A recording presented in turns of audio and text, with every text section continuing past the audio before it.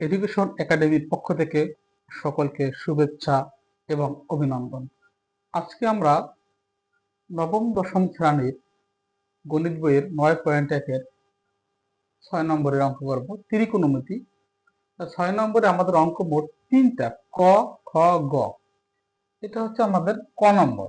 ক নম্বরে আছে 1/sec² প্লাস 1/cosec² সমান 1। তাহলে আমরা লেফট হ্যান্ড সাইড এখানে আছে 1/sec² প্লাস 1/cosec²।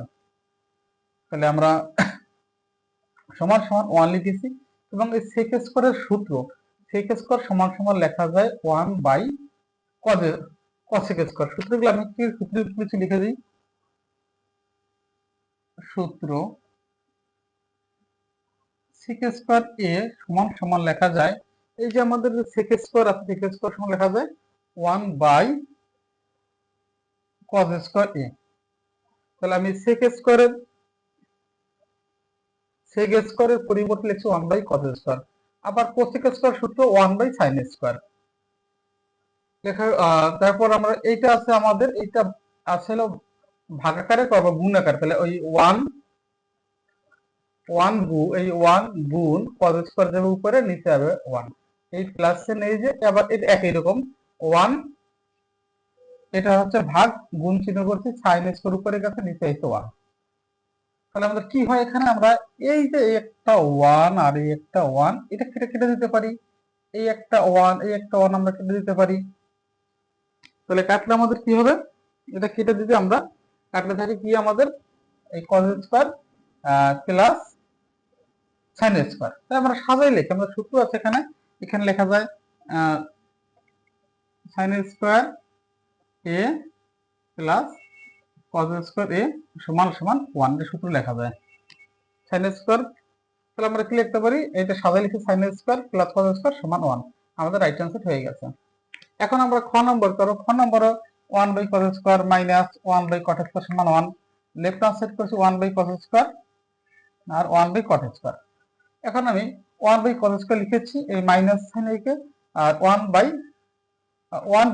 এর নিচে আমরা কি লিখবো, cot² এর সূত্র আছে, cot² সমান সমান লেখা যায় cos²/sin²। মানে এই cot² এর সূত্রটা হচ্ছে এইটা, cos²/sin²। তারপর আমরা 1/cos² লিখেছি, মাইনাস সাইন। এখন এই যে 1 এর নিচে যে এই চিহ্ন, এই চিহ্নটাকে ভাগ চিহ্ন বলা হয়।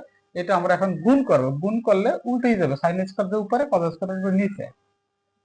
ধরো 1/cos² আমরা লিখেছি মাইনাস, তাহলে 1 দ্বারা গুণ করলে যা আছে তাই হবে, sin²/cos²।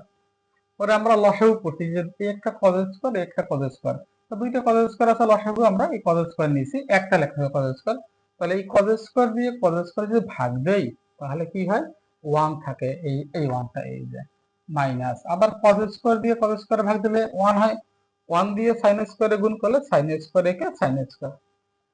এখন উপরে আছে কি 1 - sin²। এখন তোমাদের প্রশ্ন হতে পারে, এই যে cos² আছে এখানে 1 - sin² কিভাবে হলো। তাহলে cos² এর সূত্র আছে, cos² সূত্র আছে 1 - sin²।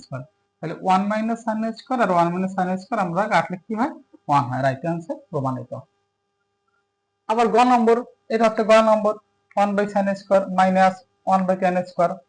আমরা লেফট হ্যান্ড সাইড লিখেছি 1/sin² আর 1/tan² সমান সমান 1/sin² লিখেছি, এই মাইনাস 1 দিছি, তারপর এই tan² এর সূত্রটা কি জানো, এই tan² সমান সমান লেখা যায় sin²/cos²।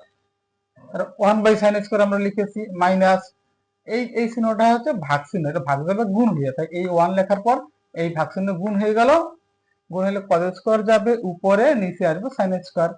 তাহলে 1 - sin² লিখেছি, মাইনাস 1 দ্বারা গুণ করলে যা আছে তাই হবে। তাহলে আমাদের এই একটা sin², এই একটা sin², লসাগু করছি, লসাগু একটা sin², দুইটা sin² আছে, আমার একটা sin² নিতে হবে।